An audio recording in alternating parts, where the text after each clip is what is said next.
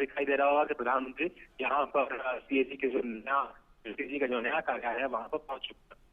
बिल्कुल, प्रधानमंत्री वहां पहुंच गए। आज लेखा परीक्षा दिवस आज मनाया जा रहा है। शासन पारदर्शिता और जवाबदेही में सीएजी के योगदान को रेखांकित करता है ये लेखा परीक्षा दिवस, ये ऑडिट दिवस। और इस अवसर पर भारत के सीएजी गिरीश चंद्र मुर्मू भी उपस्थित है वहां पर। और हम देख सकते हैं इस वक्त प्रधानमंत्री का काफिला यहां पर पहुंच गया है। प्रधानमंत्री पहुंच चुके हैं। राजधानी दिल्ली के दीनदयाल उपाध्याय मार्ग पर स्थित कैट के ऑफिस कॉम्प्लेक्स में इस ऑडिट दिवस कार्यक्रम का आयोजन किया जा रहा है।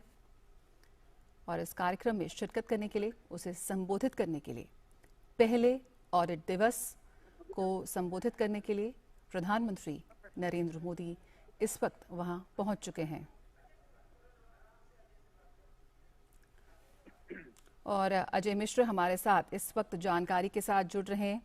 अजय मिश्र, हम तस्वीरों में देख रहे हैं प्रधानमंत्री महात्मा गांधी को पुष्प अर्पित करते हुए।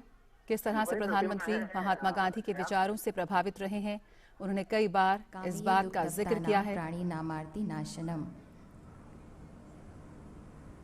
बापू को ये श्लोक अति प्रिय था और गाना, उनका भजन जो प्रिय था वो हम सभी जानते हैं, वैष्णव जन तो तेने रे कहिए।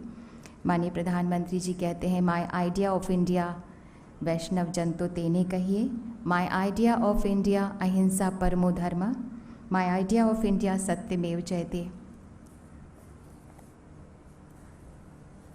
और साथ में हैं उनके रिस्पेक्टेड भारत के नियंत्रक एवं महालेखा परीक्षक श्री गिरीश चंद्र मुर्मू जी और रिस्पेक्टेड उप नियंत्रक एवं महालेखा परीक्षक श्रीमती परवीन मेहता। पंक्ति में खड़े आखिरी व्यक्ति से लेकर आधुनिक इंफ्रास्ट्रक्चर तक, गांव-गांव से लेकर शहर-शहर तक, मेक इन इंडिया से लेकर आत्मनिर्भर तक, वोकल फॉर लोकल से ग्लोबल तक, 100 करोड़ वैक्सीन की उपलब्धि तक, भारत के विजय विकास के स्वर अब दुनिया भी सुन रही है।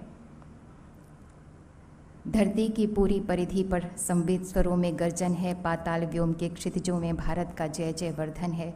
और ये प्रतिमा डॉक्टर B.R. अम्बेडकर की, संविधान के शिल्पी जिन्होंने शिल्प गढ़ा भारत के पक्के प्राचीर का। वे एक बहुत ही प्रमुख प्रवक्ता, सच्चे राष्ट्रभक्त, राष्ट्र निर्माता, स्वतंत्रता, समता और मानवता के पुजारी थे। वे कुशल राजनीतिक एवं भविष्य दृष्टा थे। इन सभी के बारे में यही कहेंगे कि कुछ लोग थे कि वक्त के सांचे में ढल गए, कुछ लोग थे कि वक्त के सांचे में ढल गए, कुछ लोग थे कि वक्त के सांचे बदल गए। ये वो महान विभूतियाँ हैं जिन्होंने वक्त के सांचों को बदल दिया। देश को दुनिया का सबसे बड़ा व अच्छा लोकतांत्रिक गणराज्य बनाया डॉक्टर B.R. अम्बेडकर ने। हमारे संविधान में डॉक्टर अम्बेडकर के व्यक्तित्व और चिंतन की साफ झलक हम देख सकते हैं, महसूस कर सकते हैं। उन्होंने समृद्ध, शक्तिशाली, विकसित और दुनिया में अग्रणी भारत का जो सपना देखा था और जो बापू ने सपना देखा था भारत का, उसे पूरा करने के लिए माननीय प्रधानमंत्री जी संकल्पबद्ध हैं। और अब वो शुभ घड़ी जब सरदार पटेल को एक श्रद्धांजलि दी जा रही है, लौह पुरुष के रूप में बड़ी श्रद्धा से हम उनको याद करते हैं। और माननीय प्रधानमंत्री जी उनकी प्रतिमा का अनावरण करने के लिए यहाँ उपस्थित हैं। सचमुच लगता है मानो सरदार पटेल के व्यक्तित्व का एक एक कण, एक एक अणु लोहे के कण का बना हो। और ये देखिए, माननीय प्रधानमंत्री जी के कर कमलों द्वारा सरदार पटेल की प्रतिमा का अनावरण किया गया। सरदार पटेल में अपने सिद्धांतों के प्रति गजब की दृढ़ता थी। उनके लिए राष्ट्रहित ही सर्वोपरि था। इस प्रश्न पर उन्होंने कभी भी समझौता नहीं किया। कर्तव्य के प्रति निष्ठा और दृढ़ अनुशासन उनके व्यक्तित्व के अभिन्न अंग थे। ऐसा सरदार जो नेतृत्व करता है, अपने उद्देश्य को मंजिल तक पहुंचाने की क्षमता रखता है, जो अपनी यात्रा में कहीं नहीं भटकता है, जो कठिन परिस्थिति में भी लौह स्तंभ की तरह सीधा खड़ा रहता है, वल्लभ भाई पटेल ऐसे ही सरदार, ऐसे ही लौह पुरुष थे। आज इतने बड़े जो भारत का हम नक्शा देखते हैं, वो एक आपको बता दें कि 560 जो रियासतें थी उनका एकीकरण करके सरदार वल्लभ भाई पटेल ने इसे संभव बनाया और माननीय प्रधानमंत्री जी अब कुछ ही क्षणों में हमारे बीच में होंगे। हम सब जोरदार तालियों से उनका अभिनंदन करेंगे।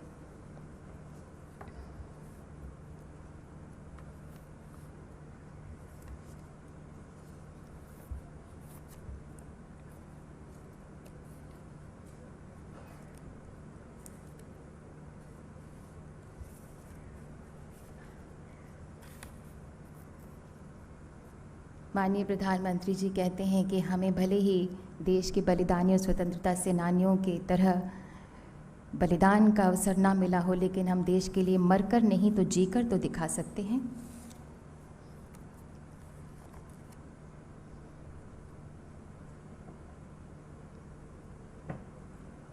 हम हृदय से स्वागत करते हैं माननीय प्रधानमंत्री श्री नरेंद्र मोदी जी का। बहुत बहुत स्वागत है माननीय आपका आज के इस कार्यक्रम में।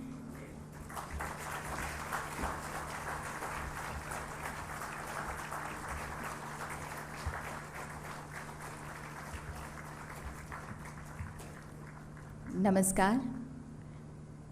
ऑडिट दिवस के शुभ अवसर पर यहाँ उपस्थित सभी मेहमानों का, महानुभावों का हम हृदय से अभिनंदन करते हैं, स्वागत करते हैं।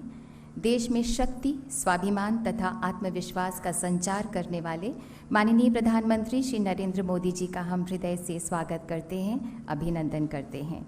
हम मंच पर स्वागत करते हैं रिस्पेक्टेड भारत के नियंत्रक एवं महालेखा परीक्षक श्री गिरीश चंद्र मुर्मू जी का। स्वागत है भारत के रिस्पेक्टेड उप नियंत्रक एवं महालेखा परीक्षक श्रीमती परवीन मेहता का। अब हम रिस्पेक्टेड भारत के नियंत्रक एवं महालेखा परीक्षक श्री गिरीश चंद्र मुर्मू जी से निवेदन करते हैं कि कृपया स्वागत संबोधन दें।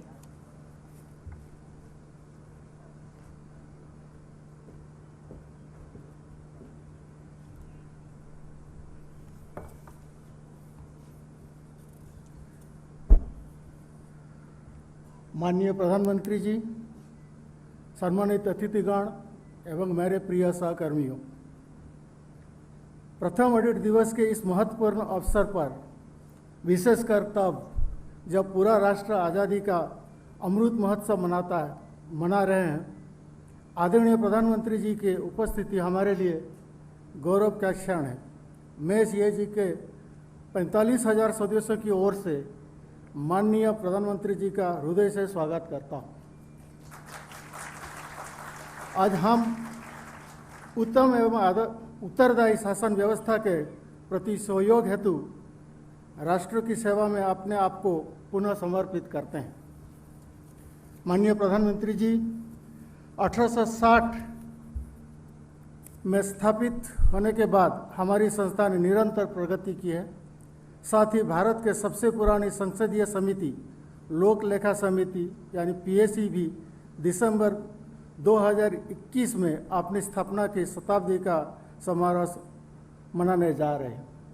आज हम इतिहास के एक महत्वपूर्ण पड़ाव पर हैं और इस महत्वपूर्ण अवसर पर माननीय प्रधानमंत्री जी का उपस्थिति हम सभी के लिए अत्यंत प्रेरणादायक है। संगठित भारत का सपना भारत के लौह पुरुष सरदार वल्लभ भाई पटेल के अथाक एवं दूरदर्शी प्रयासों के कारण ही संभव हो सका था। यद्यपि लौह पुरुष तो हमेशा हमारी यादों में विराजमान है, लेकिन हमने महसूस किया है कि ये समय आ गया है कि वे मूर्त स्वरूप में भी हमारे बीच में हो। न केवल उनके द्वारा इस राष्ट्र के प्रति किए गए बलिदानों के याद दिलाता रहे, बल्कि भारत को सुदृढ़, समृद्ध एवं प्रगति की ओर निरंतर बढ़ते रहने के लिए हमें प्रेरित भी करता रहे। हम माननीय प्रधानमंत्री जी का पुनः आभार प्रकट करते हैं कि उन्हें अदम्य क्षमता के धनी सरदार पटेल की यादों में आज उनके प्रतिमा का अनावरण हमारे प्रांगण में किया। आज इस दिन हम प्रथम ऑडिट दिवस के तौर पर मनाने के लिए चुना है। इस दिन का महत्व इस बाबत से है कि गवर्नमेंट ऑफ इंडिया एक्ट 1858 के तहत बंगाल, मद्रास एवं बम्बई तीनों प्रेसिडेंसी का लेखा विभागों के विलय के बाद 16 नवंबर 1860 को प्रथम ऑडिटर जनरल का कार्यभार ग्रहण किया था।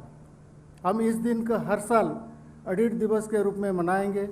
इस अवसर पर विभिन्न कार्यक्रमों का आयोजन किया जाएगा जो हमें सार्वजनिक क्षेत्र के लेखा परीक्षा और लेखाओं में बेहतरी के लिए निरंतर खोज के माध्यम से खुद को फिर से समर्पित करने और सुशासन में योगदान करने की हमारी प्रतिबद्धता को मजबूत करने में मदद करेगी।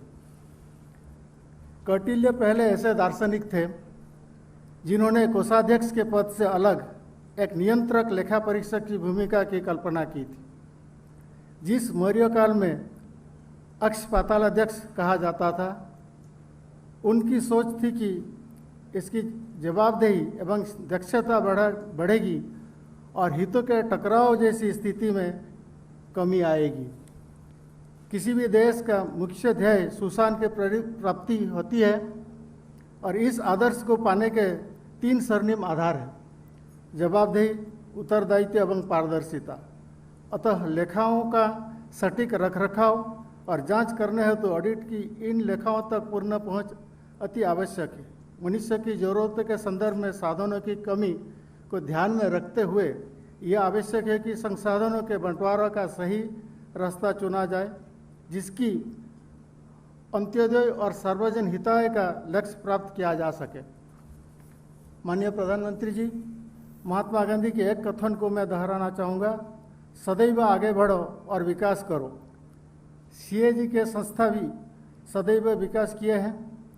लेखा जोखा रखने एवं नियमों का लेखा परीक्षा से आगे बढ़कर अब हम परफॉर्मेंस ऑडिट और आउटकम ऑडिट कर रहे हैं। हमने विश्व में हो रही नवीनतम ऑडिट तकनीकों अपनी प्रक्रिया में सम्मिलित किया है। हमारे शासन प्रक्रिया में भी सक्रिय रूप से योगदान करते रहे हैं। जब भी नए राज्य जैसे कि छत्तीसगढ़, झारखंड और तेलंगाना का निर्माण किया गया, तो ये महालेखाकार ही थे जिन्होंने सरकार के साथ संपत्ति और देनदारियों के विभाजन में सहायता के लिए काम किया। इस तरह जब भी नई वित्तीय व्यवस्था लाई गई, जैसे कि जीएसटी, तो हमारी संस्था ने आंकड़े उपलब्ध कराए जो राज्यों की दी जाने वाली कंपनसेशन की गणना में सहायक हुई। हम विश्व में एकमात्र ऐसे सुप्रीम ऑडिट इंस्टीट्यूशन हैं जो केंद्र एवं राज्य के लेखा परीक्षा के अतिरिक्त राज्य के लिए लेखा भी कार्य करते हैं। इसके अलावा हम विभिन्न पेंशन विभागियों और राज्य सरकार के अधिकारियों के उनकी हकदारी प्राप्त करने की सुविधा प्रदान करते हैं। हम 20 राज्यों में 28 लाख से अधिक जीपीएफ खाता रखते हैं। 19 राज्यों में 56 लाख से अधिक राज्य सरकार के कर्मचारियों की पेंशन की अधिकृत करते हैं और 9 राज्यों में राजपत्रित हकदारी कार्यों को करते हैं। माननीय प्रधानमंत्री जी ने 21 नवंबर 2019 को हमें संबोधित करते हुए एविडेंस बेस्ड पॉलिसी मेकिंग को शासन का एक मूल हिस्सा बनाने का अपना विजन हमसे साझा किया था और कहे थे कि सीएजी को सीएजी 2.0 की तरफ बढ़ने का यह सही समय है। इस दिशा में हमने ऑडिट प्लानिंग और रिपोर्टिंग दोनों क्षेत्र में सेक्टरल फोकस और स्पेशलाइजेशन लाने के लिए अपने दृष्टिकोण को फिर से उन्मुख किया है। 2020-21 में कोरोना महामारी के कठिनाइयों के होते हुए भी हमने 123 ऑडिट रिपोर्ट प्रस्तुत किए, जिनमें 67 परफॉर्मेंस ऑडिट थे। चूँकि भारत यूनाइटेड नेशंस की एनवायरमेंटल अकाउंटिंग प्रयासों का एक हिस्सेदार है, इसीलिए नेचुरल रिसोर्सेस अकाउंटिंग का पर्यावरण के मूल्यांकन हेतु सक्रिय बढ़ावा दिया है। वो 2020 में इस पर एक विचार पत्र निकाला, जिसमें फिजिकल अकाउंटिंग, मॉनेटरी वैल्यूएशन और इकोनॉमिक अकाउंटिंग के बिंदु भी सम्मिलित है। माननीय प्रधानमंत्री जी ने सटीक किंतु त्वरित लेखा परीक्षा के लिए उचित संसाधनों की प्रयोग तथा कौशल विकास एवं प्रशिक्षण के महत्ता पर भी बल दिया था। मैं बताना चाहूँगा कि विभाग के कर्मचारियों की क्षमता विकास के लिए कुछ नए कदम उठाए गए हैं, जैसे कि इंडियन ऑडिट अकाउंट सर्विस के ट्रेनिंग ऑफिसरों को public sector auditing, accounting and financial management में जेएनयू द्वारा मास्टर्स डिग्री, मिशन कर्मियों की अपेक्षाओं के अनुरूप उचित प्रशिक्षण इकाइयों साथ 5 स्तरीय मिड करियर प्रशिक्षण कार्यक्रम, इंडियन इंस्टीट्यूट ऑफ मैनेजमेंट के ट्रेनिंग के लिए 100 नामांकन, बिग डेटा एनालिटिक्स जैसे इंफॉर्मेशन टेक्नोलॉजी कोर्सेज, सीधी भर्ती से लिए असिस्टेंट ऑडिट ऑफिसर्स के लिए 3 महीने के ऑन द जॉब ट्रेनिंग जो क्लास रूप प्रशिक्षण के अतिरिक्त है। तकनीकी परिवर्तनों के इस बदलते परिवेश में अपनी जिम्मेदारियों की सुचारू रूप से निभाने के लिए हमने डेटा लेड ऑडिट क्षेत्र में भी कुछ महत्वपूर्ण कदम उठाए हैं। हमने DBT, FMS, GST, pre post matric scholarship पर SC ST, Ayushman Bharat, NSAP इत्यादि का IT एनाबल्ड ऑडिट किया है। हमने नागरिकों को सेवाओं का प्रभावकारी वितरण सुनिश्चित करने हेतु ऑडिट में अत्याधुनिक तरीके जैसे ज्योग्राफिकल इंफॉर्मेशन सिस्टम एवं सैटेलाइट इमेजरी का प्रयोग किया है। ऐसे ऑडिट प्रोसेस मैनेजमेंट व्यवस्था के भी विकास जारी है, जिसमें सारे ऑडिट प्रक्रिया, प्रकार और कार्य सम्मिलित होंगे और जो पूरे ऑडिट श्रृंखला के लिए रिकॉर्ड का प्राथमिक आधार होगा। इसी तरह हम एक ऐसे डाटा लिंक सूचना प्रणाली का विकास करने कार्य कर रहे हैं जिससे पब्लिक फाइनेंस मैनेजमेंट सिस्टम से इंटीग्रेटेड फाइनेंस मैनेजमेंट सिस्टम एवं वहां से वाउचर लेड कंप्यूटराइजेशन तक के फंड फ्लो के ऑडिट प्लानिंग के लिए उपयोग किया जा सकता है। इसने इस देश के नागरिकों को लेखा परीक्षा आश्वासन प्रदान करने के लिए कथन फॉलो द रूपी के पूर्णतः कार्यान्वित किया जा सके। प्रधानमंत्री जी के इस कथन को ध्यान में रखते हुए कि यह संगठन केवल आंकड़ों और प्रक्रियाओं तक ही सीमित नहीं हो सकता, बल्कि इसे सुशासन के उत्प्रेरक के रूप में कार्य करना है। हमारी संस्था ने नई पहल और अच्छी पद्धतियों का एक संकलन जिसका शीर्षक the catalyst in pursuit of good governance तैयार किया गया है।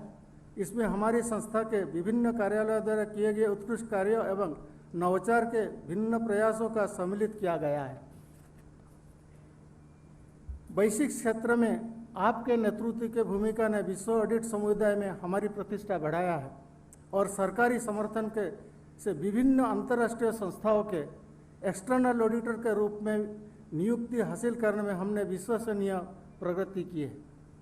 इसमें प्रमुख है food and agriculture organisation Rome, world health organisation Geneva, international atomic energy Vienna, inter parliamentary union Geneva और organisation for prohibition of chemical weapons at Hague Netherlands.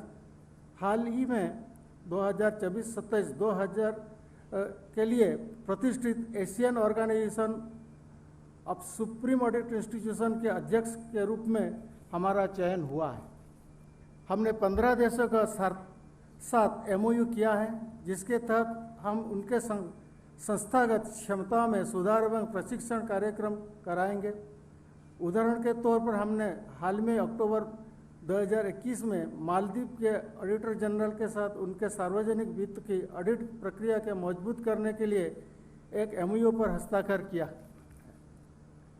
वहीं दूसरी तरफ हमारा प्रयास यह भी है कि ऑडिट का सुधारात्मक प्रभाव जमीनी स्तर पर जनसाधारण तक भी पहुँचे। भारत में पंचायत राज यह सुनिश्चित करने के लिए महत्वपूर्ण वह संस्थानिक तंत्र है जिससे सरकारी लाभ सभी नागरिकों तक पहुंच सके। कल हम पंचायत राज संस्थानों के वित्तीय ऑडिट के लिए गाइड भी प्रकाशित करेंगे, जिसने आने वाले समय में पंचायत राज संस्थानों के पारदर्शिता और जवाबदेही के मजबूती मिलेगी। साथ ही साथ हम शहर स्थानीय निकायों के लिए तकनीकी मार्गदर्शन और सहायता प्रदान के अपने अनुभव और ज्ञान और को साझा कर रहे हैं। पहले कदम के स्वरूप पर कल हम enhancing good governance through strengthening of local bodies audit विषय पर एक सेमिनार कर रहे हैं, जिनका नागरिकों के दैनिक जीवन में बहुत महत्व है। आज के इस प्रथम ऑडिट दिवस से साल भर चलने वाली गतिविधियों का भी शुभारंभ होगा। इसमें स्वच्छता, हितधारकों के साथ बेहतर समन्वय, सिस्टम सुधार आदि पर ध्यान केंद्रित किया जाएगा। माननीय प्रधानमंत्री महोदय जी, हाल ही में हमने एक पुरस्कार award for innovation and excellence in public auditing and accounting व्यवस्था शुरू की है, जिसके ऑडिट, लेखांकन, हकदारी और सहायक कार्यों के क्षेत्र में इस संस्थानों के अधिकारियों और स्टाफ द्वारा किए गए नव प्रवर्तन कार्यों को मान्यता दी जा सके और पुरस्कृत की जा सके। हम सभी माननीय प्रधानमंत्री जी के विचारों के सुनने के लिए उत्सुक हैं, ताकि हम अपने गौरवमय राष्ट्र के नागरिकों के जीवन में सुधार लाने के लिए शासन को बेहतर सहयोग दे सके।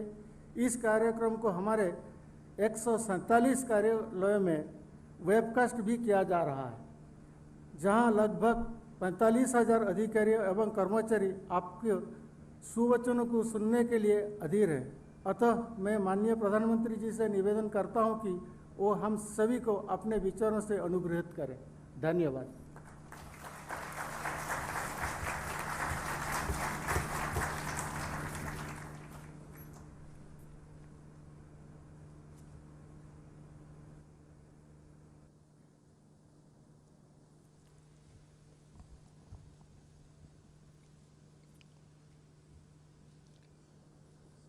कार्यक्रम में हमारे साथ उपस्थित देश के controller and auditor general Shri GC Murmu ji, deputy CAG Sushri Parveen Mehta ji, इस महत्वपूर्ण संस्था के माध्यम से देश की सेवा के लिए समर्पित आप सभी सदस्यगण, देवियों और सज्जनों, आप सभी को ऑडिट डे की हार्दिक शुभकामनाएं। एक संस्था के रूप में CAG न केवल देश के खातों का हिसाब किताब चेक करता है, बल्कि प्रोडक्टिविटी में, एफिशिएंसी में वैल्यू एडिशन भी करता है। इसलिए ऑडिट डे और इससे जुड़े कार्यक्रम इस अवसर पर हमारे चिंतन मंथन, हमारे इम्प्रूवमेंट और इम्प्रोवाइजेशन का महत्वपूर्ण हिस्सा है। मैं आप सभी को आपकी निष्ठा के लिए, CAG की प्रासंगिकता और गरिमा को लगातार नई दिशा देने के लिए बधाई देता हूं। साथियों, बहुत कम इंस्टीट्यूशन ऐसे होते हैं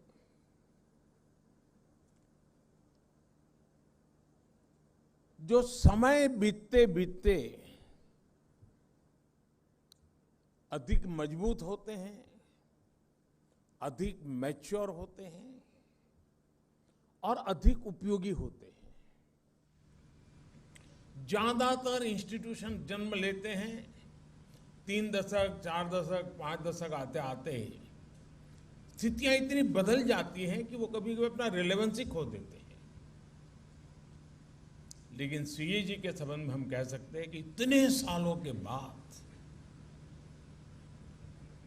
ये इंस्टीट्यूट अपने आप में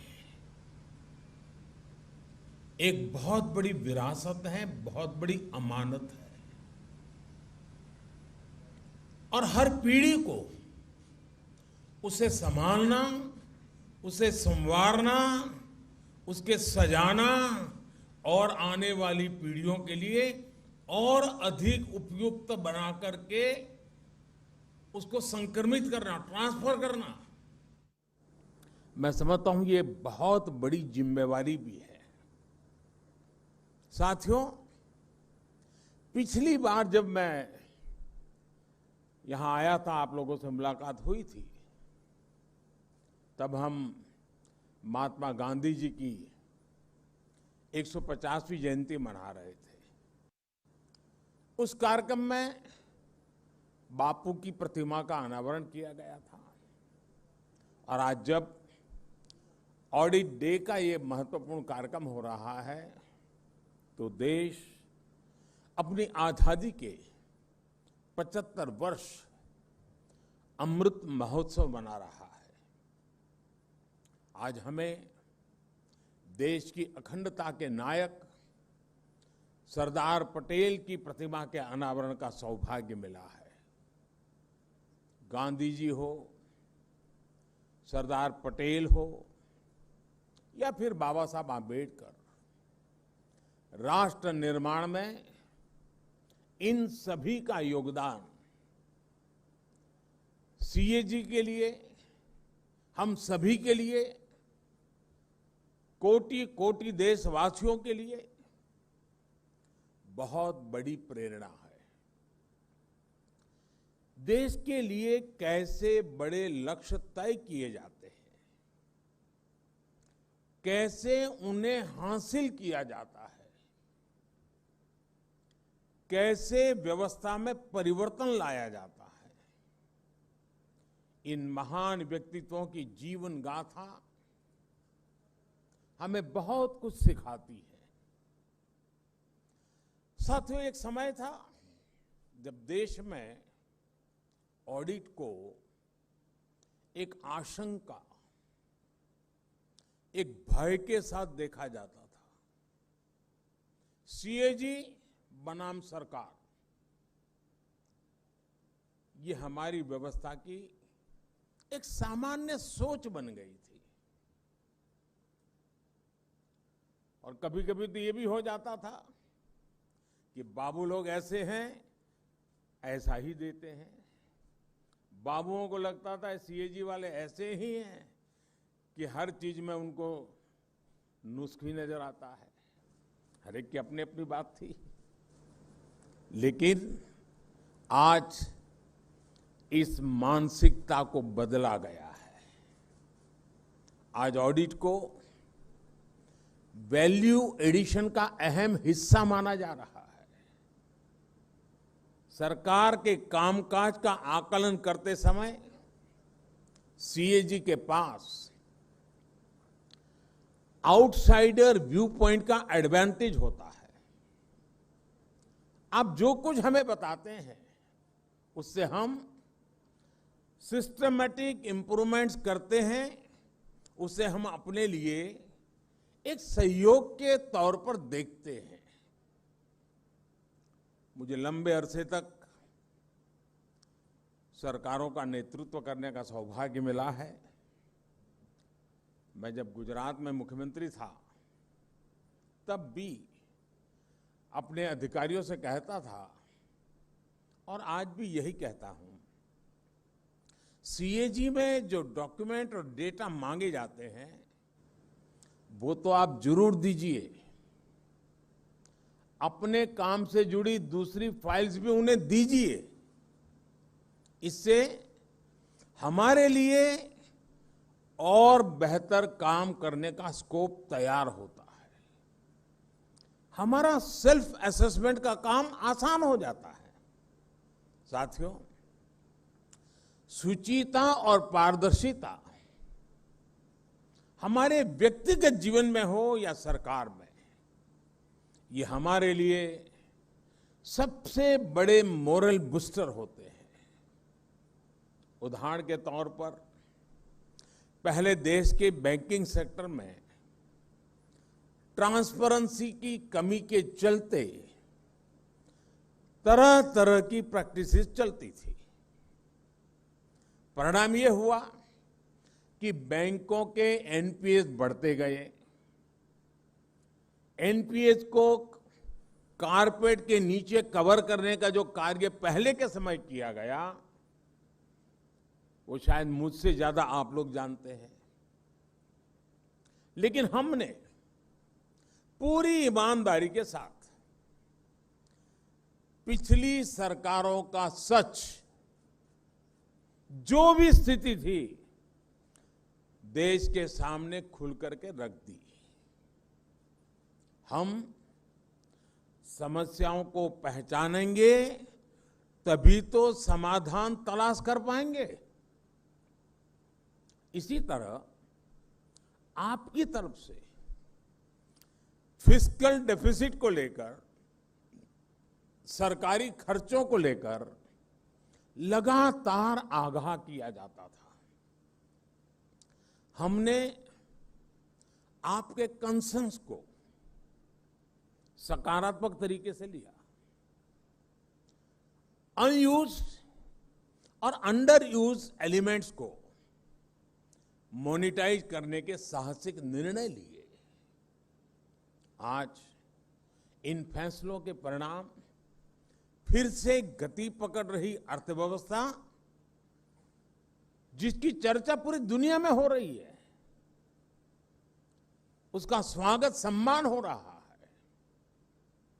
सीएजी में जब आप इनका व्यापक आकलन करेंगे तो मुझे लगता है इन फैसलों के कई ऐसे पहलू सामने आएंगे जो कभी कभी विशेषज्ञों से भी छूट जाते हैं। साथियों, आज हम ऐसी व्यवस्था बना रहे हैं जिसमें जो पुरानी सोच है, सरकार सर्वम, सरकार जानम, सरकार ज्ञानम, इस पुरानी सोच को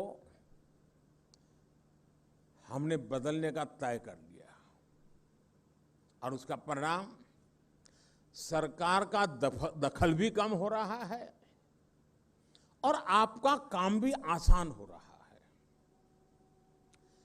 minimum government, maximum governance, contactless customs, automatic renewals, faceless assessments, service delivery के लिए ऑनलाइन एप्लीकेशंस, इन सारे रिफॉर्म्स ने सरकार के गैर जरूरी दखल को खत्म किया है। सिस्टम में जब ये ट्रांसपेरेंसी आती है तो नतीजे भी हमें साफ साफ दिखाई देने लगते हैं। आज भारत पूरी दुनिया में तीसरा सबसे बड़ा स्टार्टअप इकोसिस्टम बन चुका है। आज 50 से ज्यादा हमारे भारतीय यूनिकॉर्न खड़े हो चुके हैं। हमारे आईआईटीज आज चौथे सबसे बड़े यूनिकॉर्न प्रोड्यूसर बनकर उभरे हैं।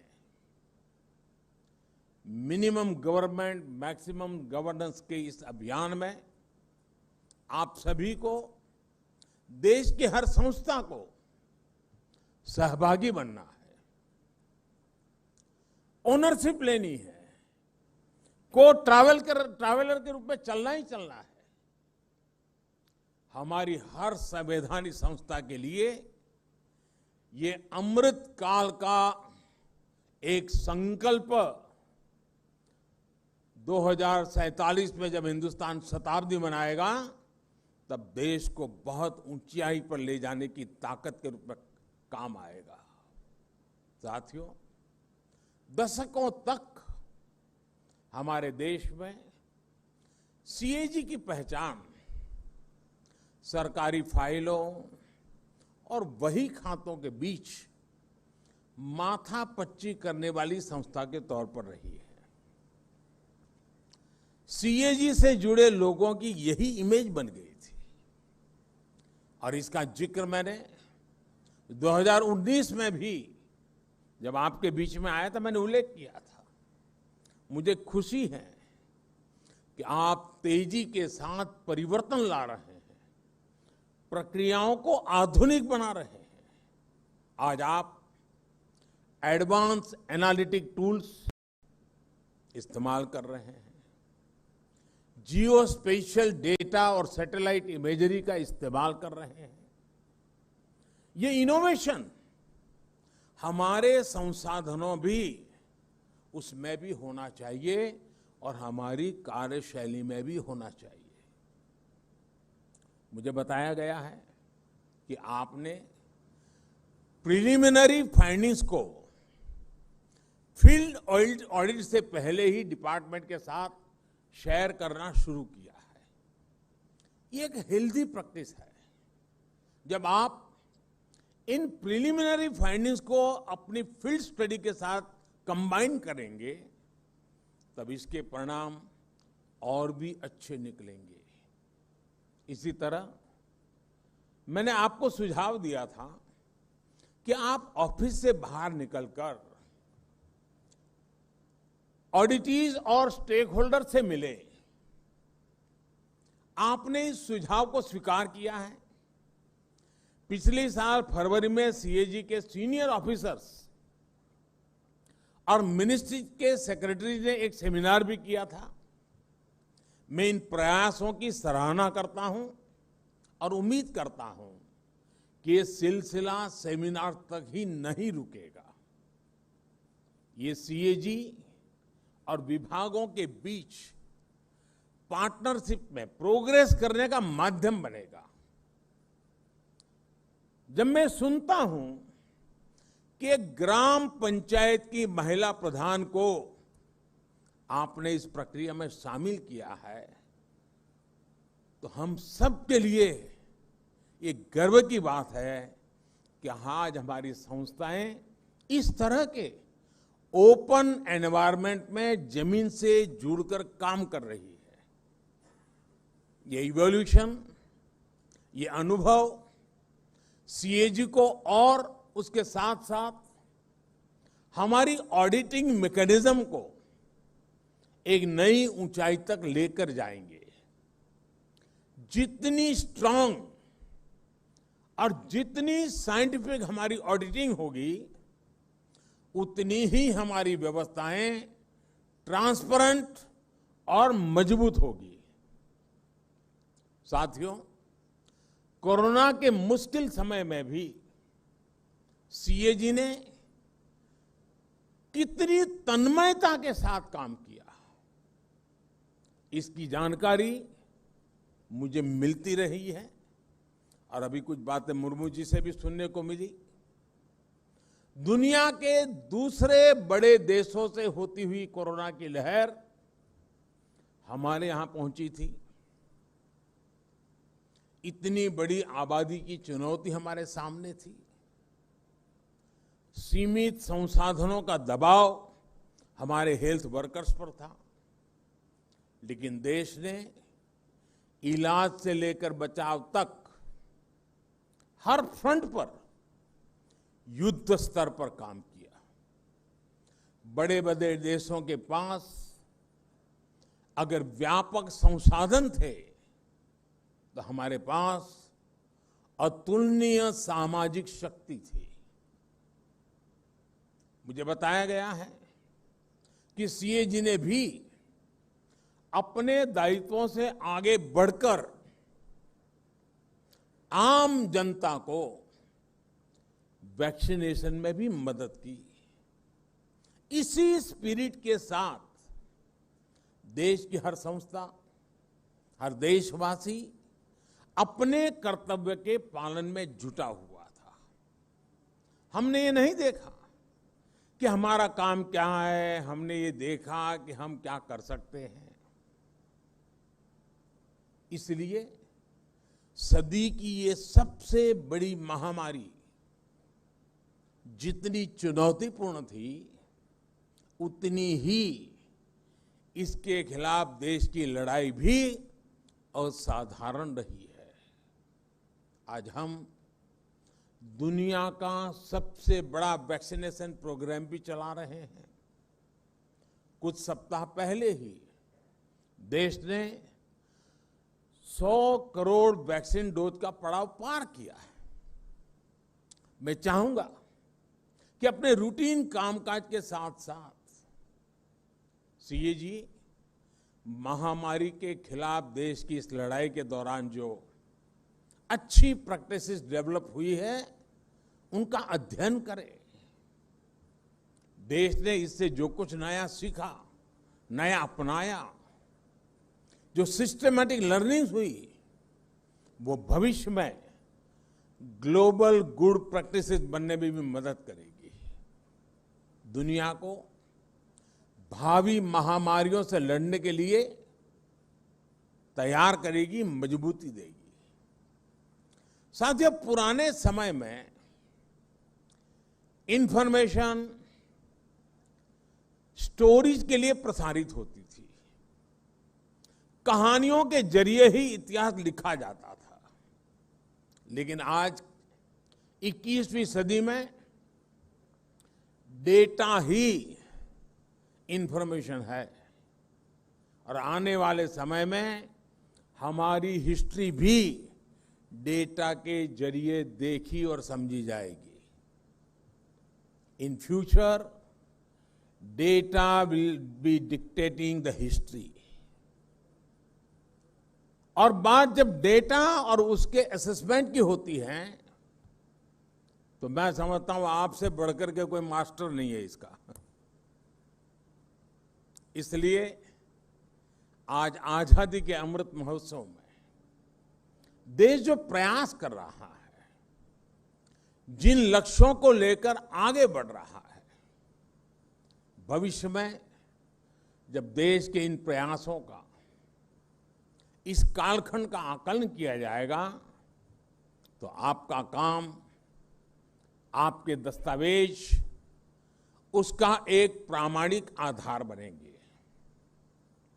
जैसे आज हम अपने स्वाधीनता संग्राम से जुड़े इतिहास को देखते हैं, उससे प्रेरणा लेते हैं, वैसे ही जब देश आजादी के 100 साल पूरे करेगा तो आपकी आज की स्टडी रिपोर्ट्स उस समय के भारत के लिए अपने इतिहास में झोंकने का, उससे सीखने का जरिया बन सकती है।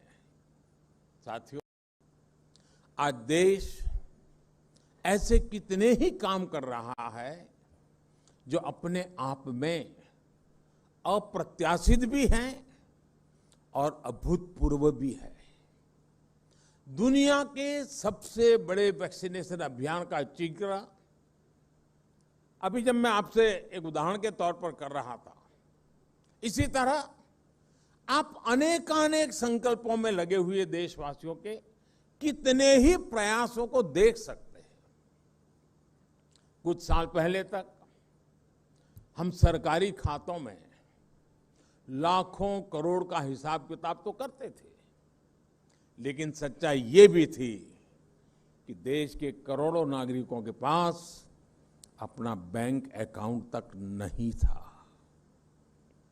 कितने ही परिवार ऐसे थे जिनके पास रहने के लिए अपना घर नहीं था, सर के ऊपर पक्की छत नहीं थी, पीने के पानी की सुविधा हो, बिजली का कनेक्शन हो, घर में शौचालय हो, गरीब से गरीब को इलाज की सुविधा हो।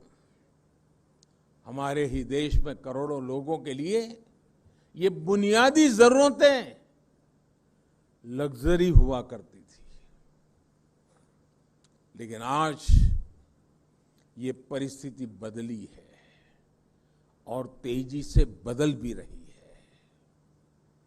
देश अगर इस मुकाम तक पहुंचा है तो इसके पीछे कितने ही देशवासियों की दिन रात की मेहनत है,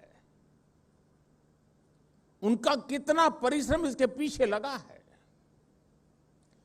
हमारे हेल्थ सेक्टर के लोग हो, बैंकिंग सेक्टर के लोग हो, सरकारी विभागों और प्रशासन के लोग हो, या फिर हमारा प्राइवेट सेक्टर हो, इन सब ने एक अभूतपूर्व सामंजस्य के साथ असाधारण स्तर पर काम किया है। तब जाकर गरीब की चौखट तक उसके अधिकारों की डिलीवरी संभव हुई है। तब जाकर देश के विकास को ये गति हासिल हुई है। साथियों, समाज में इन फैसलों का असर इतना व्यापक होता है कि उन्हें हम तभी समझ पाते हैं जब इस दिशा में फोकस स्टडीज की जाए। सीएजी को भी देश के इन प्रयासों का इन परिणामों का आकलन करना चाहिए। ये लेखा जोखा देश के सामूहिक प्रयासों का प्रकटीकरण होगा, देश के सामर्थ्य और उसके आत्मविश्वास का एक जीता जागता डॉक्यूमेंट होगा। साथ ही इससे आने वाली सरकारों के लिए कामकाज के और बेहतर तरीके तलाशने के में भी ये आपके दस्तावेज काम आएंगे। मुझे पूरा भरोसा है कि देश के लिए आपका योगदान अनवरत जारी रहेगा, देश के विकास को नई गति देता रहेगा। इसी विश्वास के साथ आप सभी का बहुत बहुत धन्यवाद और आप सबको अनेक अनेक शुभकामनाएं।